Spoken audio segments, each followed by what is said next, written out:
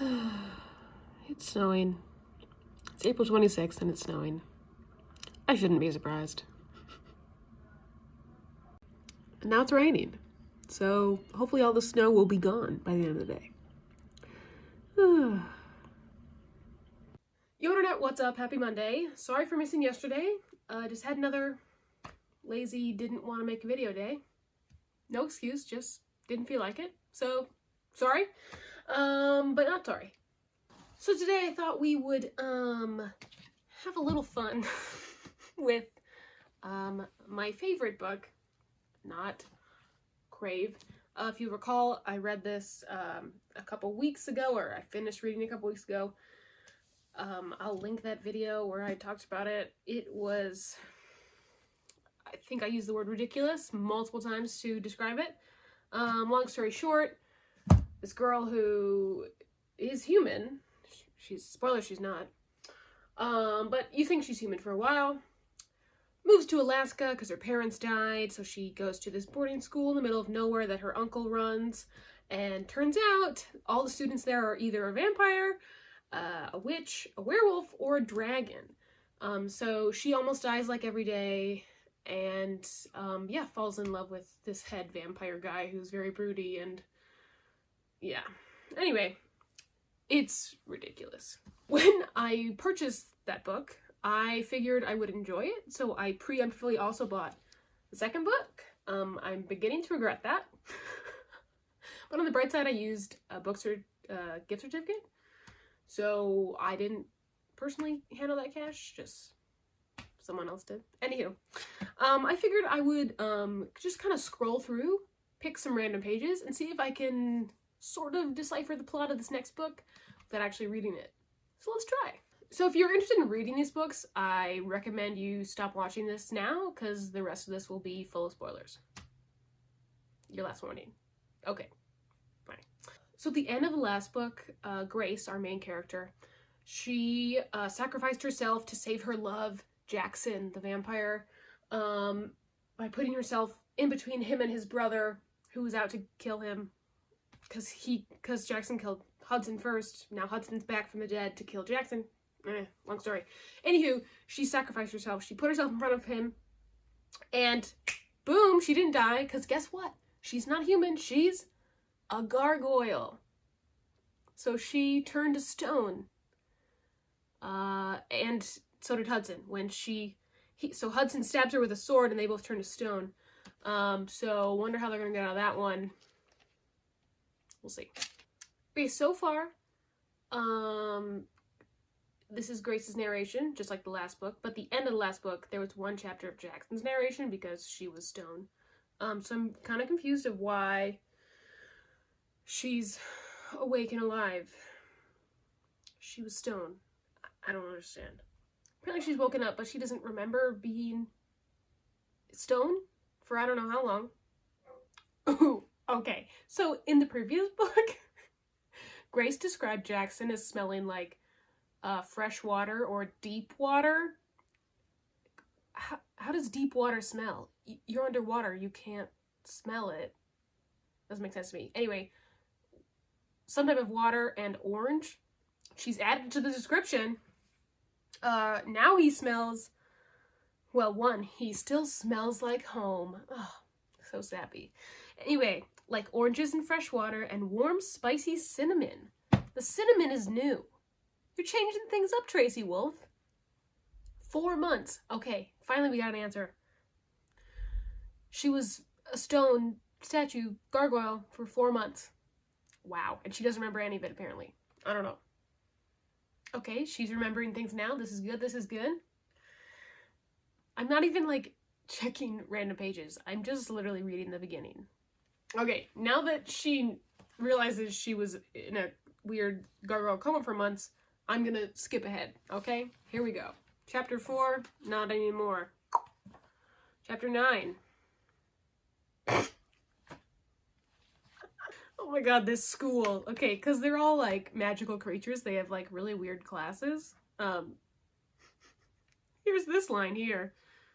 Which means I should have plenty of time to make it to my 1 o'clock class, Mystical Architecture. God, amazing. Alright. Next. Chapter 16. Oh my gosh, so, her uncle and her boyfriend didn't show her what she looked like as a gargoyle, so her cousin is like, LOL, yeah, I have pictures, I'll show you. And she's like, OMG, I look like a gargoyle. There is horns on my head, and my skin is gray, a light gray stone.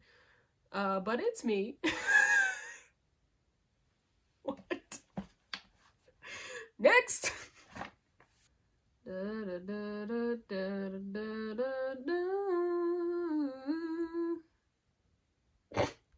Yes. She just asked her uncle, who's the headmaster of the school, who is a warlock, by the way. She was asking him how werewolves work, like, how would someone be changed into one? And his answer is, I don't know. Like, and she's like, you should know that. My apologies if you can hear the laundry. Next chapter! I'm confused. If she gets a panic attack, does she turn into a gargoyle? Hold on. The first lines of this chapter are Jackson's words hang in the air between us for several seconds. So I need to backtrack. What were these words, Jackson? What did you say? Got it. Okay. So, Jackson's dead brother, who is sort of not dead, or I don't know. I missed those details in my skipping through. But he's still, I think he's probably half dead. No idea. Anywho, he has this, like, super powerful, he, like, will tell you to do something and you will do it. Like, no question. He has, like, this power of persuasion. So he made Grace do something bad. I don't know. And she's about to have a panic attack, and she's like, I'm pretty sure not even a dump truck full of Xanax would be able to stop it. Wow, that's intense, Grace. Intense. Alright, next. She's back in the infirmary. There's someone called the Bloodletter. Who's the Bloodletter? Blah, blah, blah. What is she gonna do? I don't understand. I'm skipping ahead. The Bloodletters tell him about some kind of way to break Hudson's powers. I don't know. Some way to save the world. Something at the North Pole. I don't know. Next!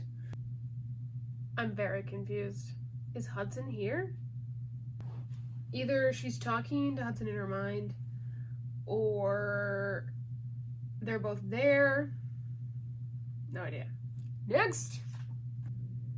Intriguing. Okay, Macy, her cousin, the headmaster's daughter, she's a witch. Obviously, her dad's a warlock. And she can't put a glamour on Grace. It's not working. Dun, dun, dun. I don't know. Next. Sounds like they're doing research in the library about how to do this thing. I don't know. Okay, Hudson is in her head. Good to know. Yeah, she's having full-on conversations with Hudson in her head. It's kind of weird. She, like, sees him out and about in the world, but he's really not there. Kind of creepy. She's talking to him again, but Jackson is also there, and they're like, you're ignoring me, and she's going crazy. I feel so bad for her. Okay, next. Wow, I'm not even halfway. Oh, God. Grace did something without Jackson's help. What is this? Flying? Is she flying? I don't understand. Next. Man, Hudson's just everywhere. They're looking for something called the Bloodstone. They're in a fight with some werewolves now. Who knows why? Oh no.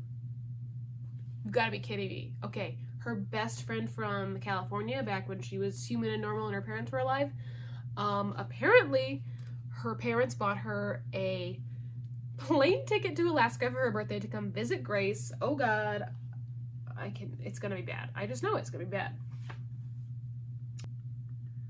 Okay, there's somewhere creepy. Ooh, okay, Macy, the cousin. So she had a boyfriend in the first book, Cam, who did, like, literally nothing and seemed kind of dumb, if you ask me. But apparently she now has a thing going, potentially maybe the beginning of a thing with Xavier. Who's Xavier? I don't even know. But anyway, hand-holding. Exciting. Next. She's in something called the Trials. Sounds a bit like Trials or Tournament, like once you're in, kind of thing. I don't flying lesson, I think. I don't know. Next! Some banter about the Lion King. And creating a distraction with a guitar and a hula skirt. Wow! What is happening? I think someone just died. No idea. Next! Alright, this is all getting like serious and not funny anymore. It's like, you know, weird end of book drama action. Ooh, someone has a British accent. Who is this?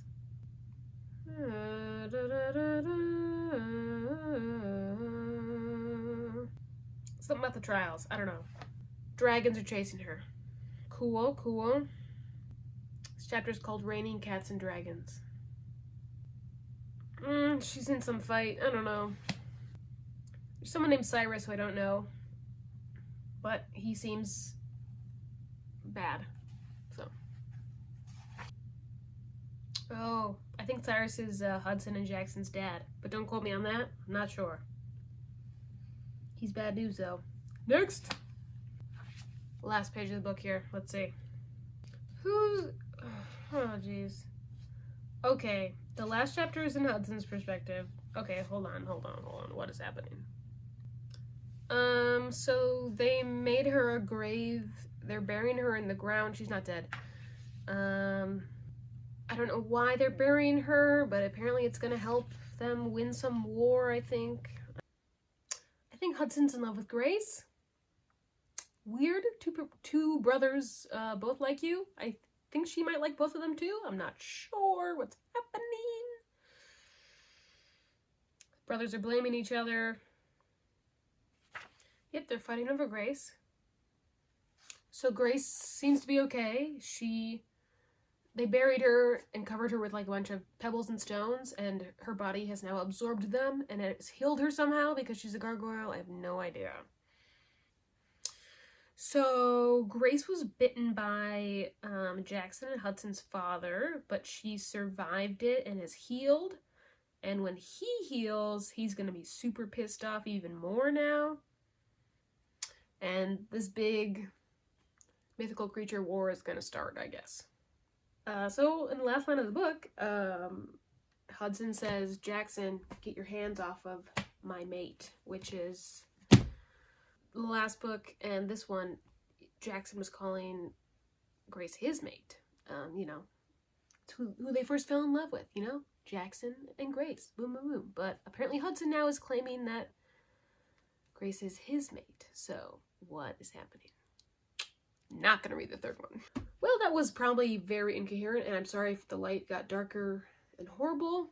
I should turn the light on, but anyway. Hope you had a great day, and I'll be back tomorrow. Bye. Oh.